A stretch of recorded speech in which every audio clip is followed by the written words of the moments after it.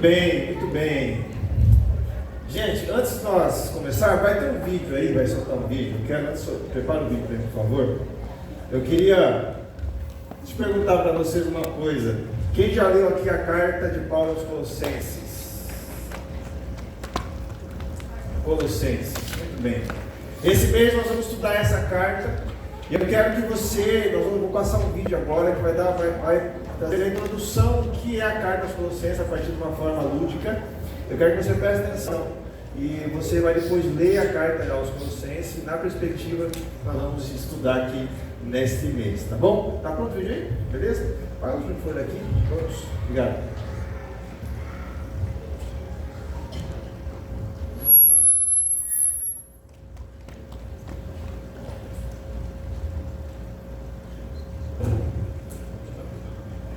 Anunciar Jesus como o Senhor ressuscitado. E a carta é dirigida a um grupo de pessoas que Paulo nunca conheceu, que faziam parte de uma comunidade que ele não havia iniciado. Essa igreja em Colossos foi iniciada por um colaborador de Paulo chamado Epáfras, que era dessa cidade. E Epáfras tinha visitado Paulo recentemente na prisão e deu boas notícias sobre os colossenses.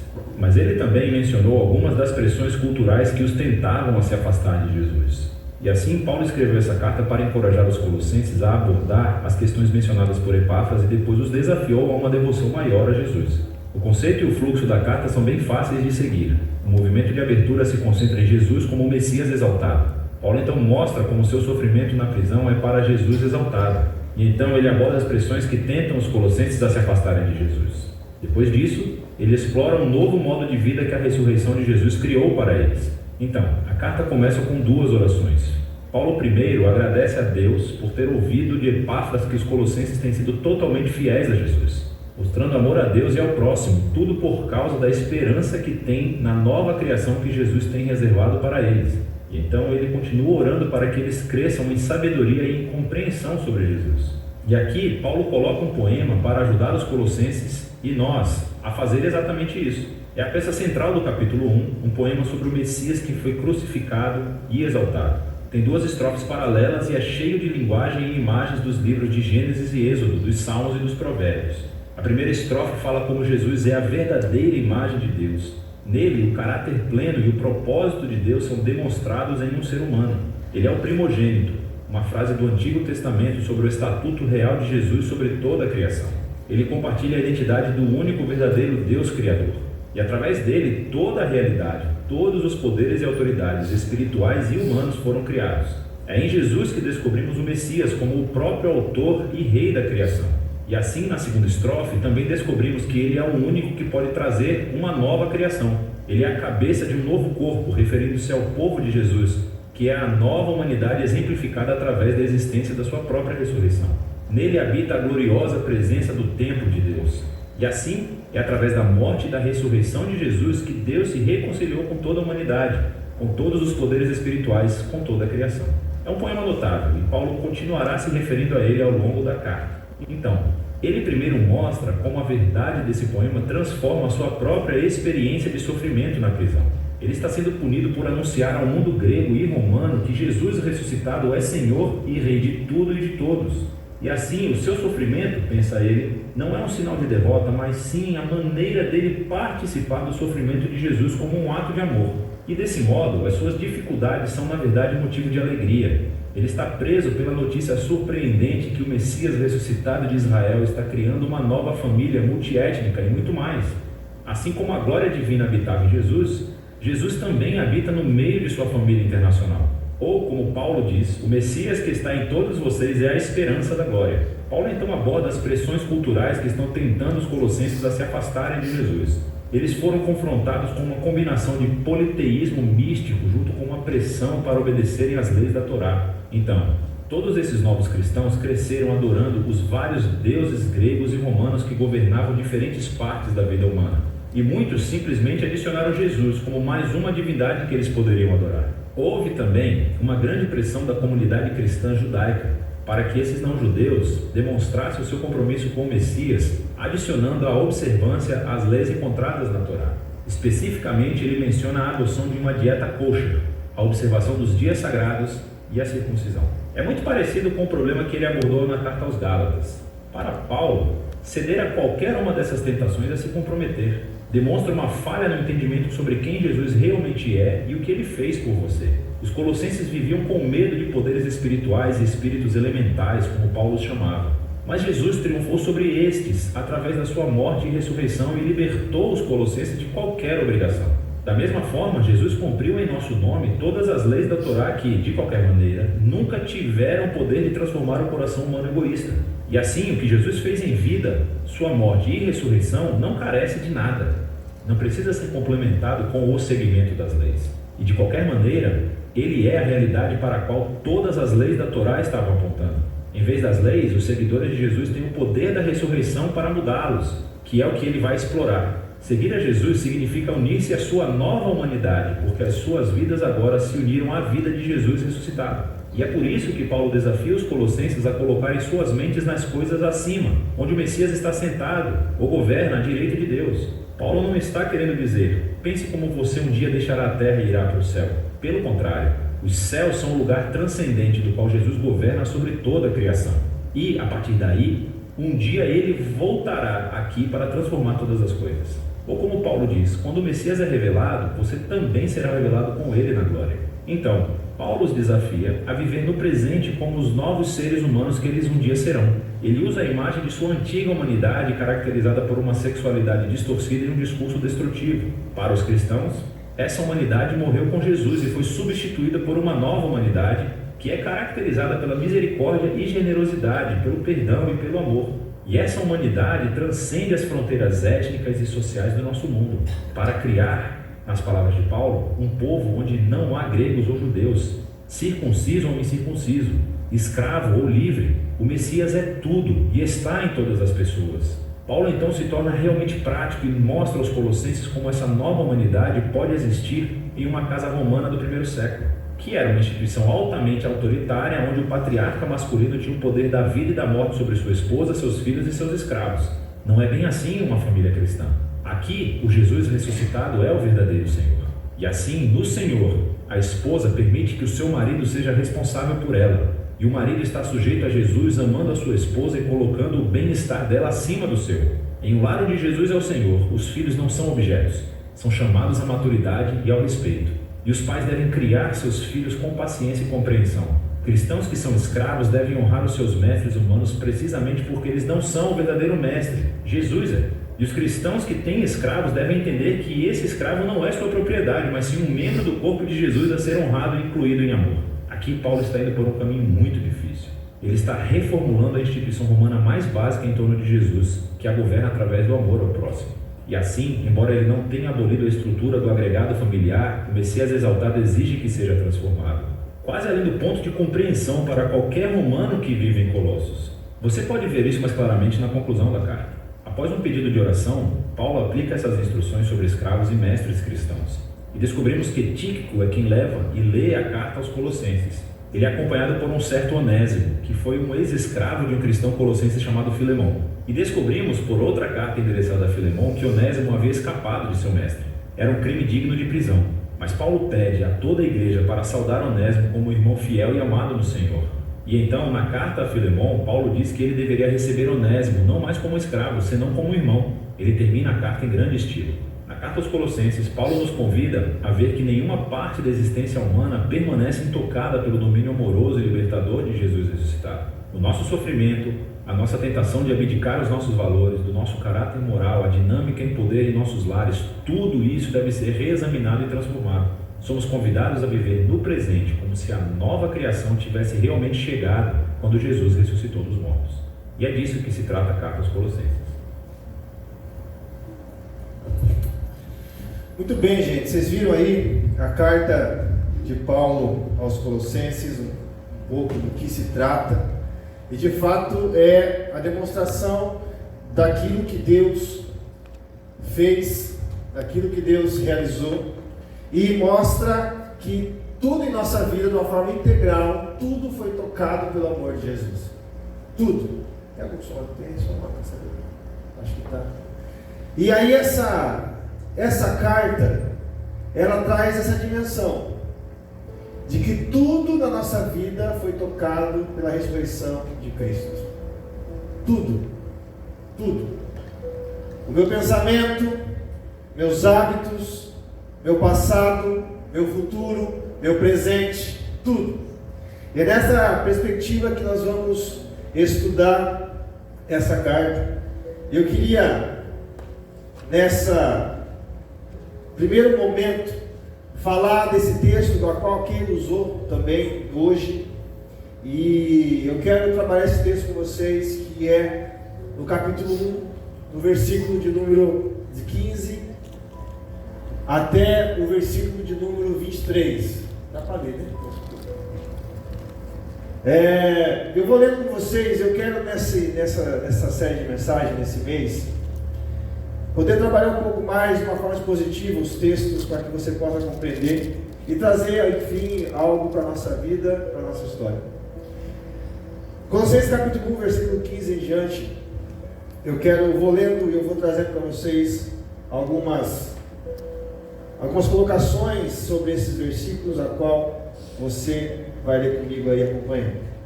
Primeiro o texto diz que, versículo 15, capítulo 1: esta é a imagem de Deus invisível, o primogênito sobre toda a criação.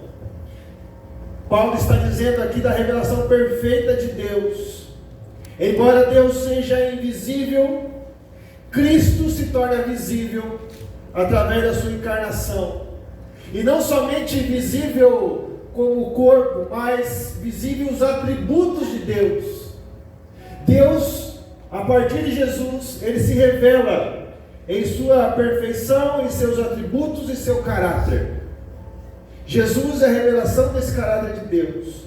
É o reflexo da própria imagem do Senhor. E ele é primogênito. Não significa que Jesus foi criado, mas significa que é uma referência à autoridade de Jesus sobre toda a criação. E no contexto bíblico, o primogênito, o que é? É aquele que tem de fato o direito, a herança, a autoridade na família. Ele é o mais importante. E aí, nesse sentido, em Cristo então é o primogênito. E o texto continua: pois nele foram criadas todas as coisas do céu, da terra, as visíveis, as invisíveis, sejam tronos, sejam soberanias, poderes ou autoridades, todas as coisas foram criadas por ele e para ele. Aqui então nós vamos perceber que Jesus não apenas participou da criação, Jesus não apenas ele estava lá, mas todas as coisas foram criadas por seu intermédio. Ele é esse agente da criação, mostrando que ele é totalmente divino. E então todas as coisas visíveis e invisíveis foram criadas. Isso significa que isso refere tanto ao mundo físico quanto ao espiritual. Todas as coisas materiais, tudo isso aqui, você e eu, aquilo que nós temos, aquelas questões espirituais, reinos espirituais, anjos e tudo mais, tudo foi criado por ele. Tronos, soberanias, poderes, autoridades, ele tem o domínio de todas as coisas. Depois o texto continua no verso 17 dizendo: ele é antes de todas as coisas e nele tudo subsiste. Ele é antes, ele é eterno. Ele existia antes de tudo que foi criado, reafirmando a divindade. Quando eu leio esse trecho, eu me lembro de João capítulo 1, versículo 1. Eu me lembro de Gênesis capítulo 1. João capítulo 1 diz o que é? Versículo 1. Ele era o verbo, e o verbo estava com Deus, e ele era Deus. Remetendo a Gênesis capítulo 1. Então Paulo aqui está reafirmando novamente. Olha que interessante. Os textos olham lá para o Gênesis, apontando que Cristo estava lá. E nele então tudo subsiste, isto é, Cristo não apenas criou o universo, mas também sustenta o universo. Cristo mantém todas as coisas em funcionamento, mantendo a ordem e a existência do cosmos. Isso é fantástico, gente. Um Deus que não somente cria, mas um Deus que sustenta. E aí vamos para o 18, onde ele diz que ele é o cabeça do corpo, que é a igreja. É o princípio e o primogênito dentre os mortos, para que em tudo tenha supremacia. Então Cristo é o cabeça. Ele não somente governa o cosmos, mas também ele é o líder supremo da igreja. E a igreja aqui é descrito como o que, gente? Como o corpo. O corpo de Cristo. Ele fala que ele é o primogênito dentre os mortos, isto é, ele é o primeiro a ressuscitar dos mortos, para nunca mais morrer, abrindo então o caminho para a ressurreição de todos aqueles que creem em Jesus. E Cristo então tem a supremacia, ele tem todas as coisas nas suas mãos. Todas as coisas na sua mão. E Paulo continua então, verso 19: pois foi do agrado de Deus que nele habitasse toda a plenitude, isto é, a totalidade de Deus habita em Cristo. Obrigado, Deus. Isso significa o quê? Que tudo o que Deus é, você encontra em Jesus. Quem é Deus? Olhe para Jesus.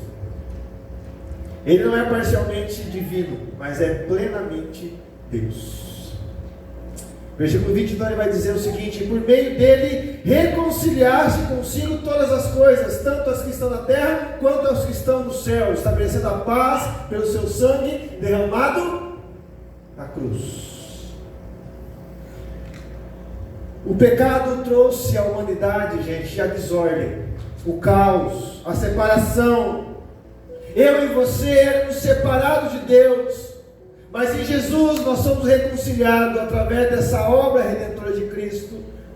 Deus está restaurando todas as coisas, colocando em ordem todas as coisas. Sabe o que isso quer dizer, gente?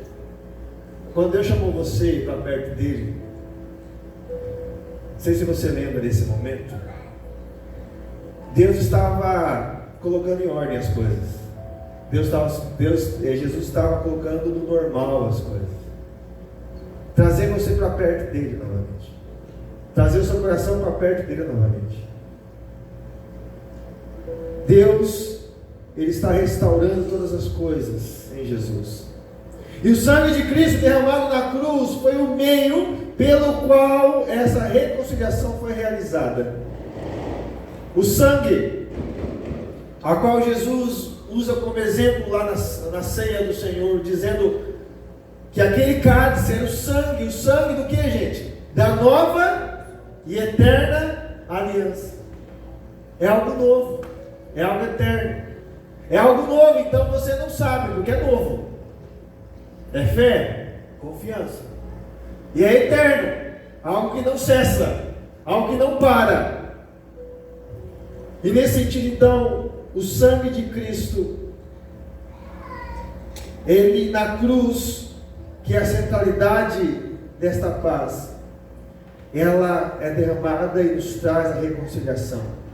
E no verso 21 então ele vai dizer o seguinte: antes vocês estavam separados de Deus, e suas mentes eram inimigos por causa do mau procedimento de vocês. Antes da reconciliação, gente, nós estávamos distantes de Deus, devido ao pecado. O pecado, ele traz o que, gente? Separação. Além da separação, ele nos deixa como inimigos de Deus. Não apenas uma atitude passiva de afastamento, mas uma oposição ativa a Deus. Não somente te coloca separado, mas ao estar separado, você está ativamente contra Deus. Isso que o pecado faz. E essa separação, então, ela traz a nós um mau procedimento, isto é, hábitos destrutivos, pensamentos que nos levam para longe de Deus, decisões que nos levam para longe de Deus. Então o pecado não é uma questão interna apenas, mas ela afeta nossas ações. E no verso 22 ele vai dizer então, mas agora ele os reconciliou pelo corpo físico de Cristo, mediante a morte, para apresentá-lo diante dele, santos, inculpáveis e livres de qualquer acusação. Olha aqui para mim. Você e eu, quando você crê na ressurreição de Cristo, você vai ser apresentado diante de Deus como santo, livre da acusação, inculpáveis. Não sei se você tem a dimensão disso na sua vida. Sabe o que isso quer dizer? Quando Jesus justifica você, Jesus está dizendo o seguinte: não há nada mais que te domine. Nada mais te domina. Às vezes, talvez você se permita ser dominado por alguma coisa, algum sentimento, algum pensamento, algum vício, não sei. Mas você não precisa mais ficar preso a isso. Você tem condição de sair disso. Por quê? Porque Cristo, Ele te torna livre de qualquer acusação, inculpável e santo. E você é santo não porque você é perfeito, mas porque você é separado. Você é inculpável porque Cristo já pagou todo da cruz do Calvário. E Deus não te acusa.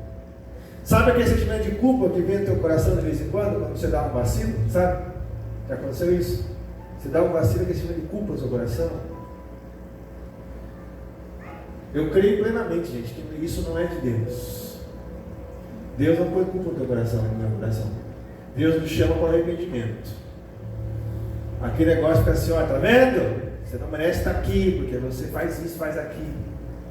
Você não merece fazer isso, porque você fala dessa forma. Você não merece. A meritocracia. Isso não é ação de Deus. Isso é ação de qualquer outra coisa.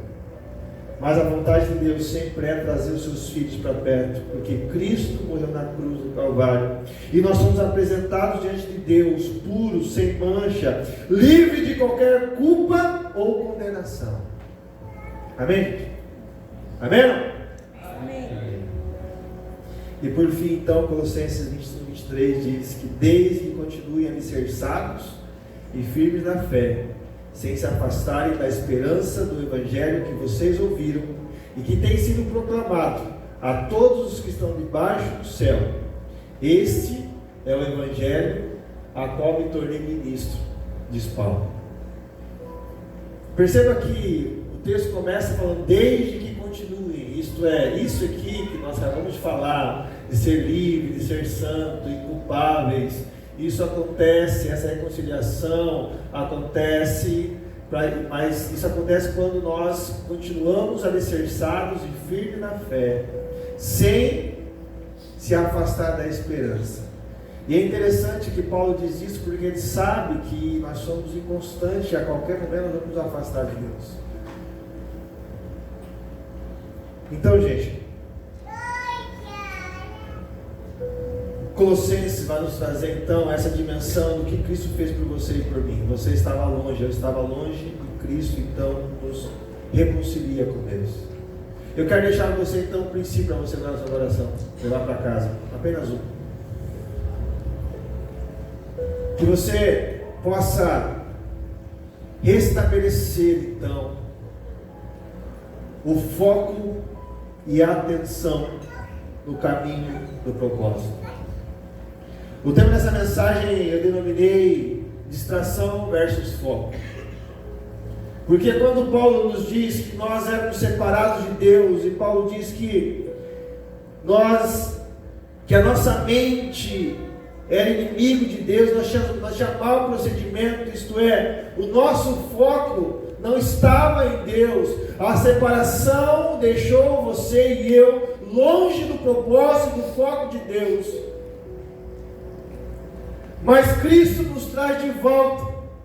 Mas isso não quer dizer que todo momento você e eu somos chamados a uma distração.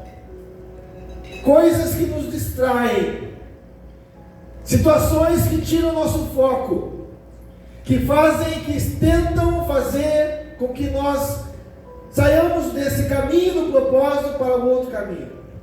Essas distrações são comuns. E eu não sei se você já viveu isso ou está vivendo isso hoje. Mas parece que é uma coisa. Todo dia ou toda semana algo vem para tentar distrair você.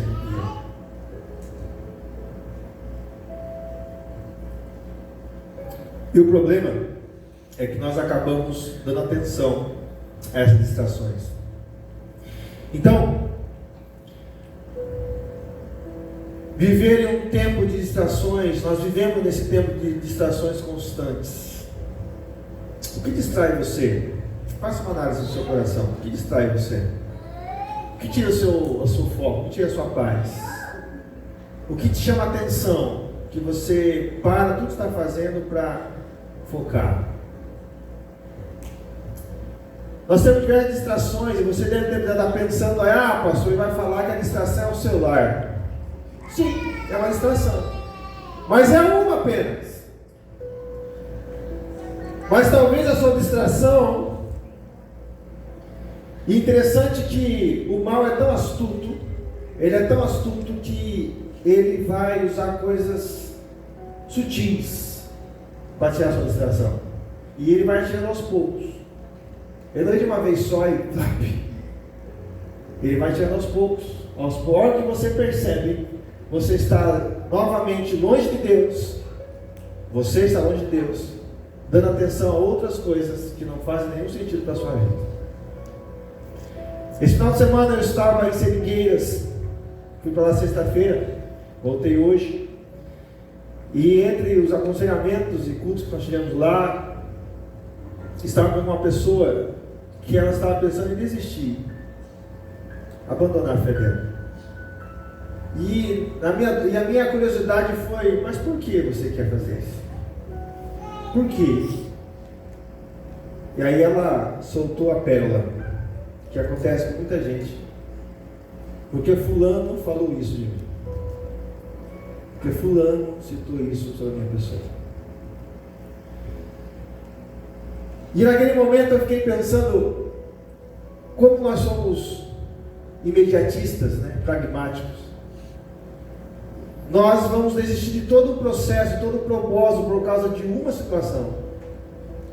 Por causa de uma fala, de uma pessoa. E nós julgamos que a fala dessa uma pessoa, o pensamento dessa uma pessoa, diz respeito a toda a nossa vida.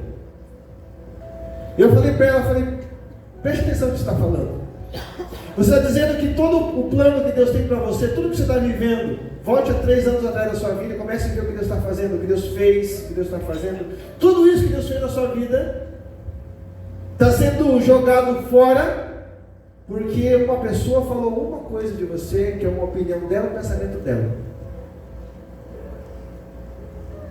Eu falei assim, não seja imediatista, não seja pragmático.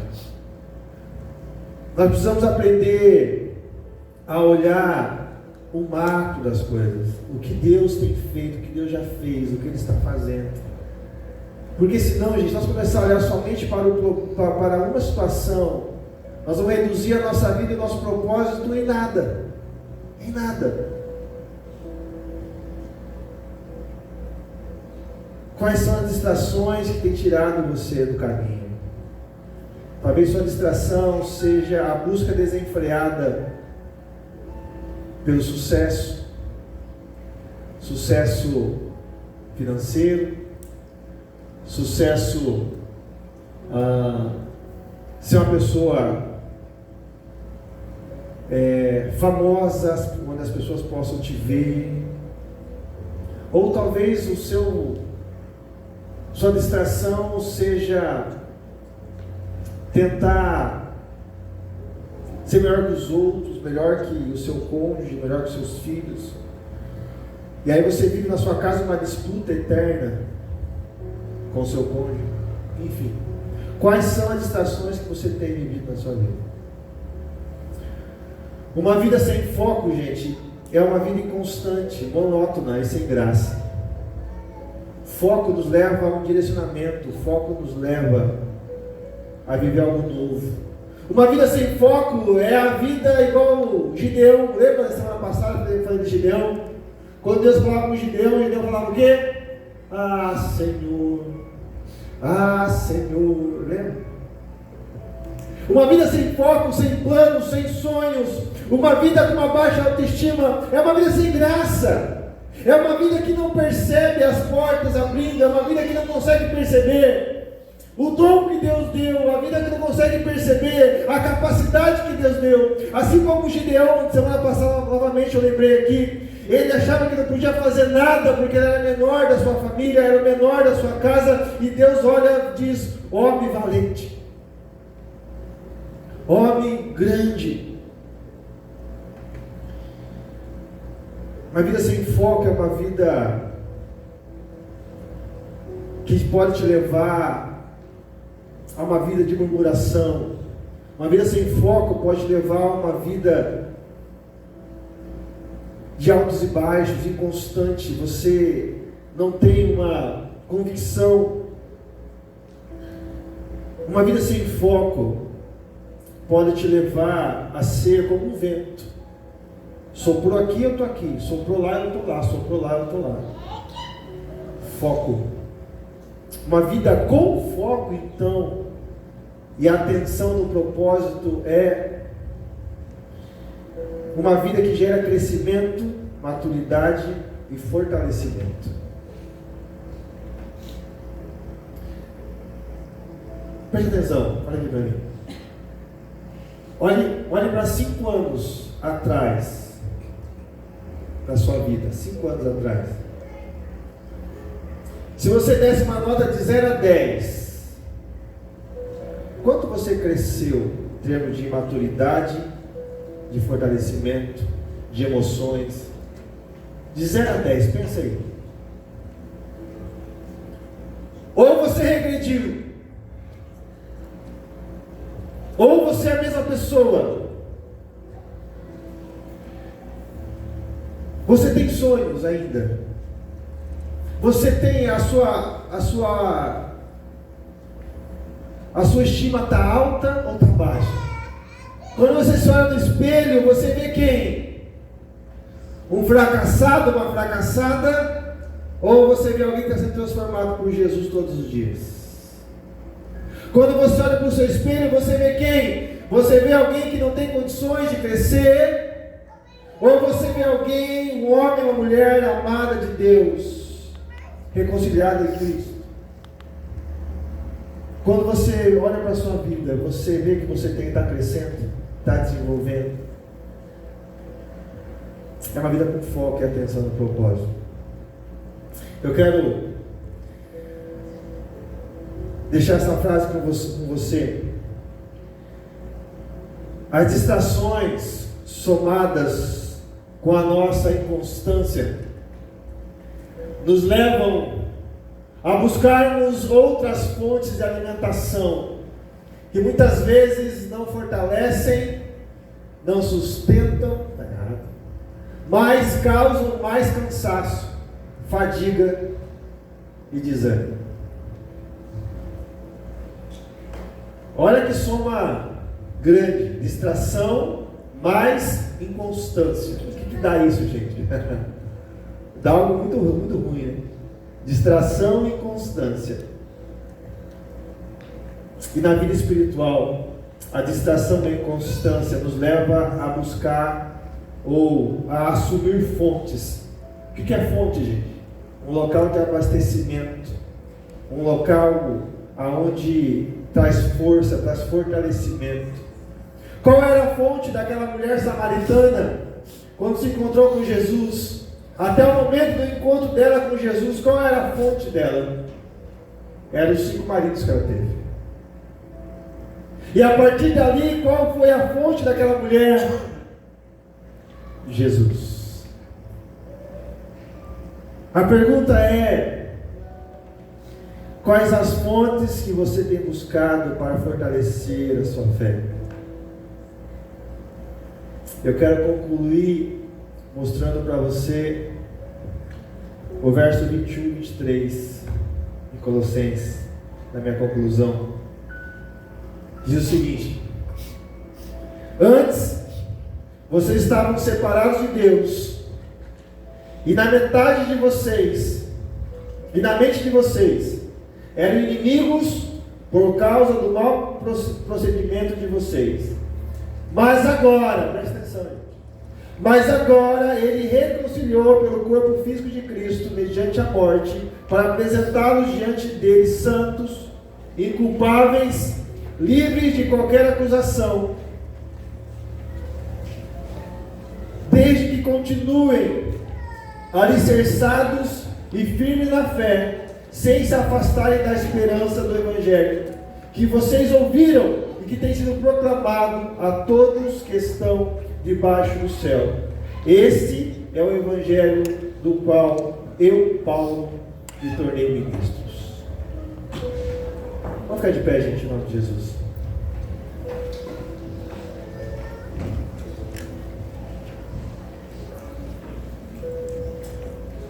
O que é alicerçar a fé? O que é alicerçar a fé? Quando Paulo diz que tudo isso, a reconciliação, essa nova vida, essa nova história, o que isso significa? Quando Paulo diz, olha, para que você mantenha isso vivo no teu coração, para que você mantenha essa verdade viva no teu coração, alicerce sua fé. Fé, gente, nada mais é que você está na fonte correta.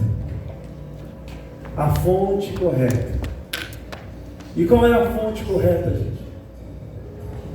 Qual é a fonte correta? Pense no teu coração. Qual é a fonte que você tem bebido? Qual é a fonte que você tem buscado uma fé verdadeira? Uma fé que transforma, uma fé que é vivo e que habita em você.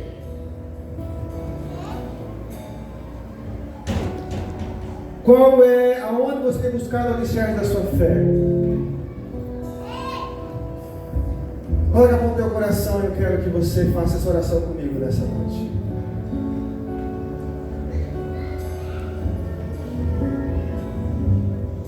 Nós vamos participar da ceia daqui a pouco, da mesa do Senhor, mas eu não podia deixar hoje de fazer você refletir e nós refletirmos. Será que até esse exato momento eu e você nós temos buscado beber da água que Cristo tem para nos dar? Será que nós temos buscado essa água ou nós temos buscado fontes em outros lugares, em outras coisas? Temos buscado fontes no dinheiro, nos bens materiais, na capacidade cognitiva. Aonde você tem buscado essa fonte? Jesus, quando se encontrou com aquela mulher no tanque, no poço, e deu aquela água para ela, Jesus estava dizendo para você e para mim nessa noite que existe um rio que flui do trono da glória de Deus. E esse rio é o rio que vai te fazer lembrar todas as manhãs de quem tem cuidado de você, de quem tem cuidado da sua história. Esse rio te faz lembrar todas as manhãs quem te fez dormir, quem te fez acordar. Este rio te faz lembrar todos os dias que existe um Deus a ser adorado por você e por mim. Esse rio te faz lembrar de que o passado não existe mais, que as coisas velhas se passaram, eis que tudo se fez novo. Esse rio te faz lembrar que a casa que você mora, os filhos que você tem, o seu cônjuge, não é um erro de Deus, mas é um local de crescimento para você. O rio de Deus te faz lembrar, me faz lembrar, que independente do que você fez ou deixou de fazer, você e eu somos amados por Jesus. Somos amados e não há nada que tire isso de você e de mim, porque isso foi selado, isso foi crucificado e foi ressurreto ao terceiro dia. Aleluia. Aleluia. Você pode falar com Deus no seu lugar, você pode adorar o Senhor. Você pode dizer: Deus, eu quero beber da fonte que é Jesus. Talvez você está aqui essa noite, você tem bebido de outras fontes erradas, mas talvez essa é a noite de você voltar para a fonte correta, pedindo perdão ao Senhor, pedindo perdão a Deus, sendo perdoado por Deus e recomeçando uma nova história com Jesus. É muito bom compartilhar com vocês as boas novas do Evangelho. Aqui é o pastor Wagner, pastor aqui da IPI Vida. Você acabou de assistir mais uma mensagem do nosso culto de celebração. E se você foi tocado por Deus, se o Espírito Santo falou no teu coração a partir desta mensagem, eu lhe convido a vir nos conhecer, vir nos fazer uma visita. Tenho certeza, será muito bem recebido. Mas caso você more longe e você gostou da mensagem, eu desafio você então a assistir as outras mensagens, as outras playlists deste canal, do nosso canal, tá bom? Aproveite, se inscreva no canal, compartilhe esse vídeo e vai lá no nosso Instagram, @IPIVida, e também nos segue lá. Que Deus te abençoe, que Deus continue transformando você, trazendo para você uma jornada de fé e esperança. Um grande abraço.